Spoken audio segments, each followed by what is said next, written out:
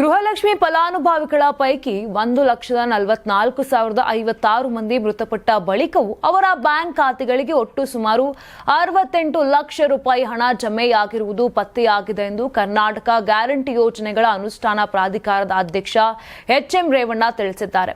ದಕ್ಷಿಣ ಕನ್ನಡ ಜಿಲ್ಲಾಡಳಿತ ಹಾಗೂ ಜಿಲ್ಲಾ ಪಂಚಾಯಿತಿ ಆಶ್ರಯದಲ್ಲಿ ಹಮ್ಮಿಕೊಂಡಿದ್ದ ಪಂಚ ಗ್ಯಾರಂಟಿ ಯೋಜನೆಗಳ ಅನುಷ್ಠಾನ ಕುರಿತ ಕಾರ್ಯಾಗಾರ, ಪ್ರಗತಿ ಪರಿಶೀಲನಾ ಸಭೆ ಮತ್ತು ನಶೆ ಮುಕ್ತ ಕರ್ನಾಟಕ ಅಭಿಯಾನವನ್ನು ಉದ್ಘಾಟಿಸಿ ಮಾತನಾಡಿದಂತ ಅವರು, ನೇರ ನಗದು ವರ್ಗಾವಣೆ ವ್ಯವಸ್ಥೆ ಇರೋದ್ರಿಂದ ಫಲಾನುಭವಿಗಳು ಮೃತಪಟ್ಟ ನಂತರವೂ ಅವರ ಖಾತೆಗಳಿಗೆ ಹಣ ಜಮೆಯಾಗಿರುವುದು ಗಮನಕ್ಕೆ ಬಂದಿದೆ ಎಂದರು.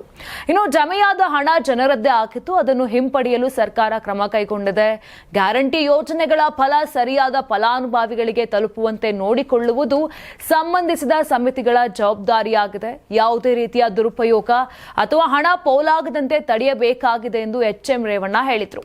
ಸಪ್ತಗಿರಿ ಎನ್ಪಿಎಸ್ ಯೂನಿವರ್ಸಿಟಿ ಅರ್ಪಿಸುವ ನಂದನ ಪ್ಯಾಲೇಸ್ ಸಹ ಪ್ರಾಯೋಜಕತ್ವದಲ್ಲಿ ಕರ್ನಾಟಕ ಟಿವಿ ಮತ್ತು ಆಟ್6 ವತಿಯಿಂದ ಸಂಕ್ರಾಂತಿ ಹಬ್ಬದ ಪ್ರಯುಕ್ತ ರಾಜ್ಯ ಮಟ್ಟದ ರಂಗೋಲಿ ಸ್ಪರ್ಧೆ, ಬೆಂಗಳೂರು ಸೇರಿದಂತೆ ರಾಜ್ಯದ ಹಲವೆಡೆ ಸ್ಪರ್ಧೆಯಲ್ಲಿ ಭಾಗಿಯಾಗಿ ಆಕರ್ಷಕ ಬಹುಮಾನ ಗೆಲ್ಲಿ.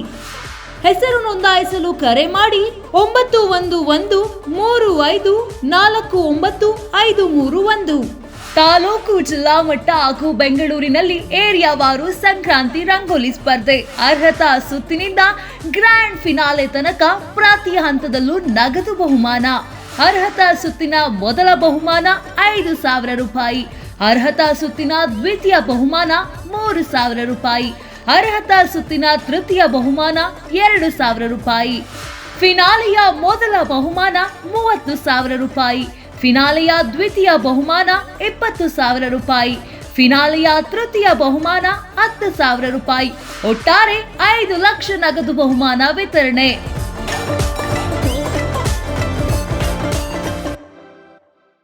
ನೀವು ಸಣ್ಣ ಆಗ್ಬೇಕಲ್ವಾ? ಅದು ಒಂದು ಉತ್ತಮ ಆಹಾರದಿಂದ ಸಣ್ಣ ಆಗ್ಬೇಕಲ್ವಾ? ಪ್ರತಿದಿನ ನಮ್ಮ ಜೀನಿ ಸ್ಲಿಮ್ ನ ಯೂಸ್ ಮಾಡಿ ಯಾವುದೇ ಸೈಡ್ ಎಫೆಕ್ಟ್ ಇಲ್ದಂಗೆ ನೀವು ಸಣ್ಣ ಆಗ್ತೀರಾ. ಯಾರಾಗ್ತಾರೆ ಎಂಎಲ್ಎ ಅಭ್ಯರ್ಥಿ 2028 ಶೀಘ್ರದಲ್ಲೇ. ಪ್ರತಿದಿನ ಒಂದೊಂದು ಕ್ಷೇತ್ರದ ಟಿಕೆಟ್ ಆಕಾಂಕ್ಷಿಗಳ ಸಂಪೂರ್ಣ ಮಾಹಿತಿ ಪೊಲಿಟಿಕಲ್ ಜರ್ನಲಿಸ್ಟ್ ಕೆಎಂ ಶಿವಕುಮಾರ್ ಅವರಿಂದ. ಕರ್ನಾಟಕದ ನಂಬರ್ 1 ಡಿಜಿಟಲ್ ಮೀಡಿಯಾ ನಿಮ್ಮ ನೆಚ್ಚಿನ ಕರ್ನಾಟಕ ಟಿವಿಯಲ್ಲಿ ಮಾತ್ರ.